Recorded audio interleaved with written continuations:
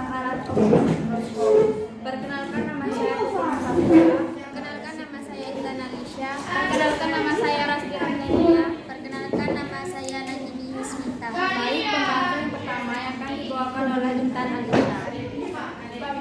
Pengertian mikroskop. Mikroskop bisa dipahami sebagai alat optik yang berguna untuk alat bantu dalam melihat dan mengamati benda-benda yang ukurannya sangat kecil, sehingga tidak mampu dilihat dengan hanya mata telanjang. Jadi, secara sederhana, mikroskop adalah alat bantu untuk melihat benda-benda berukuran sangat kecil atau mikro. Kata mikroskop sendiri berasal dari bahasa Latin yakni mikro, yang artinya kecil, dan kata scopain yang artinya melihat. Jadi, mikroskop diartikan sebagai alat untuk melihat benda kecil. Benda-benda kecil tersebut dilihat dengan cara diperbesar ukuran bayangan benda tersebut sehingga berkali-kali lipat dari ukuran sebenarnya.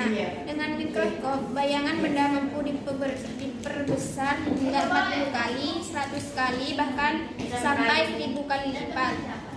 Perbesaran yang semakin tinggi ini dapat semakin meningkat lagi seiring dengan teknologi yang juga semakin berkembang.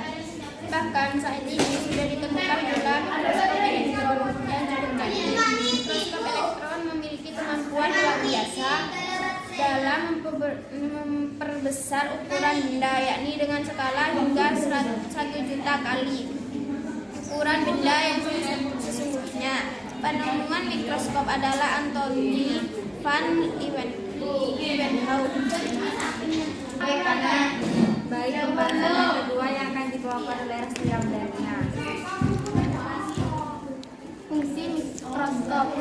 Telah disebutkan bahwa kehadiran mikroskop ini sangat membantu para peneliti dan ilmuwan sebab fungsi mikroskop yang memang sangat besar. Fungsi mikroskop sendiri utamanya adalah untuk melihat serta mengamati objek-objek yang memiliki ukuran yang sangat kecil yang tidak dapat dilihat hanya dengan menggunakan mata telanjang. Bagian-bagian mikroskop untuk bisa menjalankan perannya dalam memperbesar bayangan benda-benda kecil, mikroskop dibuat dengan berbagai bagian-bagiannya. Bagian-bagian mikroskop ini perlu kita ketahui agar kita bisa mengenal bagaimana mikroskop dapat berfungsi dan digunakan. Baik, pembahasan yang ketiga yang akan dibawakan oleh Najmi Yusmita. Bagian-bagian optik mikroskop. Pada bagian mikroskop terdiri dari lensa objektif, kondensor, dan cermin. Lensa adalah lensa yang terdapat pada bagian ujung atas tabung mikroskop. Pada lensa adalah pada pengamat objek yang diperbesar. Lensa okuler ini berperan dalam memperbesar kembali bayangan yang dihasilkan lensa objektif. Biasanya, lensa okuler mempunyai pembesaran 6, 10, atau 12 kali. Lensa objektif adalah lensa berangka dengan objek yang digunakan. Pada mikroskop umumnya terdapat 3 lensa objektif, yakni dengan kemampuan perbesaran 10, 40, atau 100. Untuk menggunakan lensa objektif ini, terlebih dahulu pengamat harus meneruskan minyak emergency pada bagian fungsi minyak emergency adalah sebagai memperjelas bagian minyak ini diperlukan karena delta lensa dan objek yang diamati sangat dekat, bahkan kadang bersebelahan. Baik, pembahasan yang keempat yang akan dibawakan oleh saya sendiri.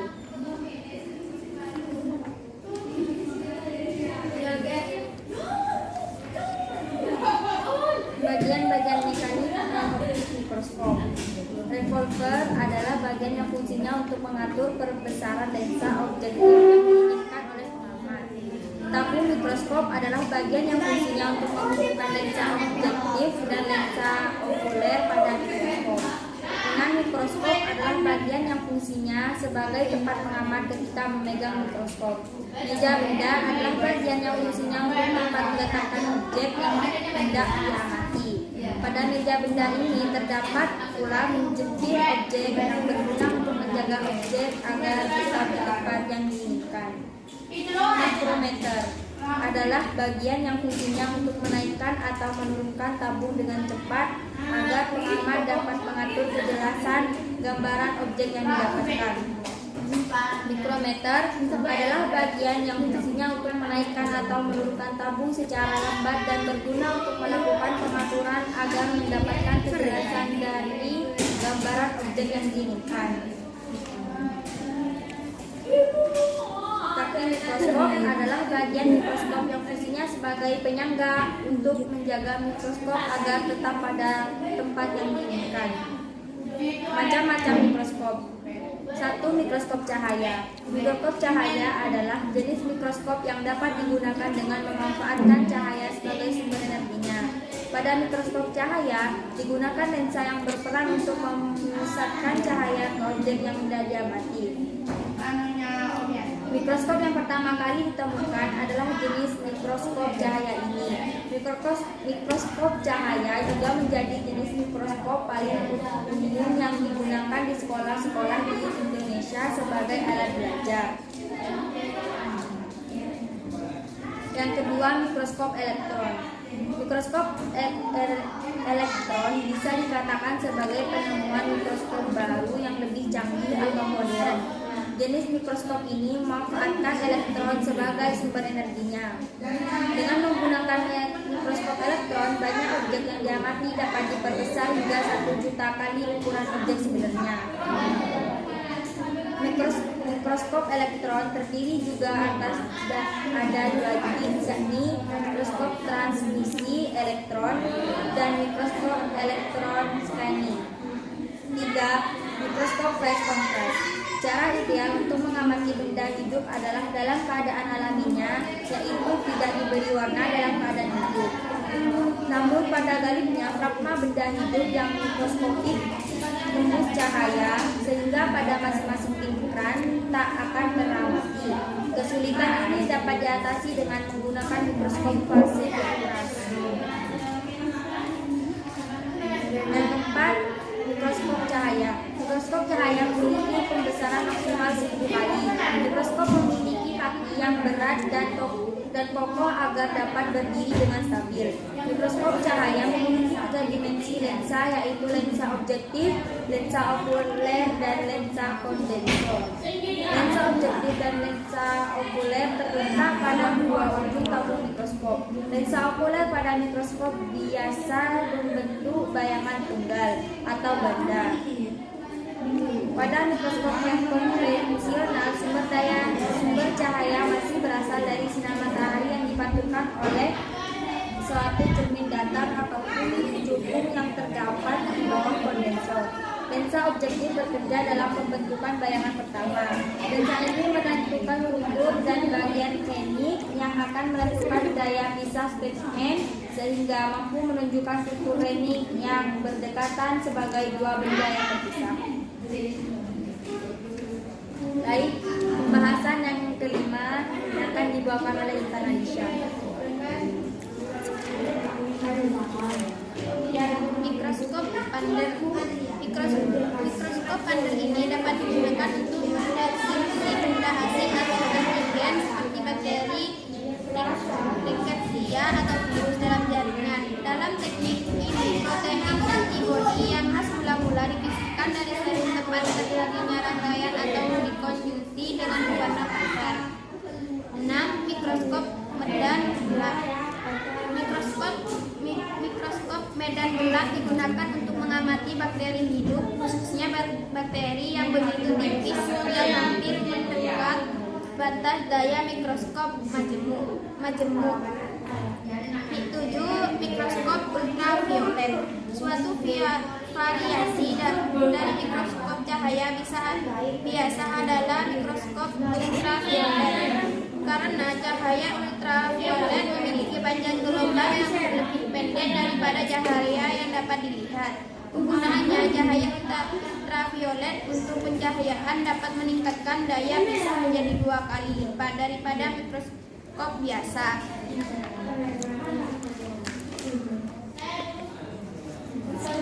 Jadi kesimpulan dari makalah ini adalah mikroskop adalah alat untuk melihat objek yang terlalu kecil untuk dilihat dengan mata telanjang. Alat utama dalam mikroskop yang digunakan untuk mengamati adalah lensa objektif dan intraokuler. Mikroskop mempunyai beberapa macam jenis, di antaranya yaitu mikroskop cahaya, elektron, medan gelap, fast kontras, pendek, sangat sederhana, dan lain-lain.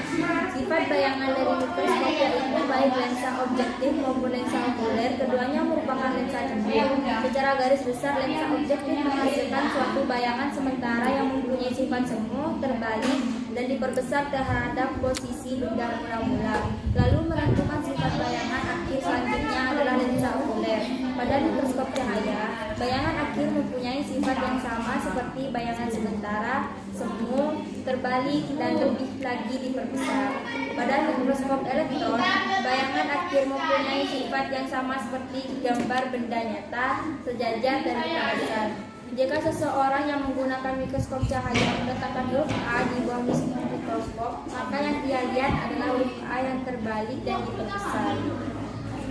Baik, cukup ini saja presentasi dari kami. Semoga bermanfaat. Assalamualaikum warahmatullahi